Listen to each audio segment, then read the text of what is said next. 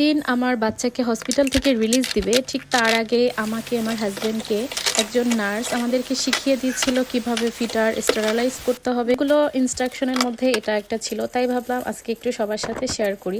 দেশে তো আমরা যেটা করি কি, যে চুলায় পানি দিয়ে তারপরে ফিডার সিদ্ধ করি, কিন্তু এটা একদমই উচিত না। যেটা প্লাস্টিক কখনোই চুলায় ফুটানো ঠিক না, যতই আসলে ফুড গ্রেড হোক না কেন। এটা আমিও জানতাম না। আমি যেটা করতেছি, লিকুইড দিয়ে ভালো মতো ব্রাশ দিয়ে ধুয়ে তারপরে একটা বোলের মধ্যে রেখে তারপরে আমি ফুটন্ত গরম পানি প্রত্যেকটার মধ্যে ঢেলে দিচ্ছি, যাতে একদম সবকিছু ডুবে থাকে, ভালো মতো একদম জীবাণুমুক্ত হয়। এটা অবশ্যই 10 মিনিট রাখতে হবে। 10 মিনিট পরে তোমরা চাইলে ড্রাই করতে পারো। ড্রাই করাটাই বেটার। যদি তুমি যতবারই বাচ্চাকে খাওয়াই, ঠিক তার আগে ওর প্লেট বাটি সবকিছু আমি এভাবেই স্টেরিলাইজ করি। এই যে একদম 10 মিনিট পরে এত সুন্দর ক্লিন হয়, তুমি দেখলেই বুঝতে পারবা।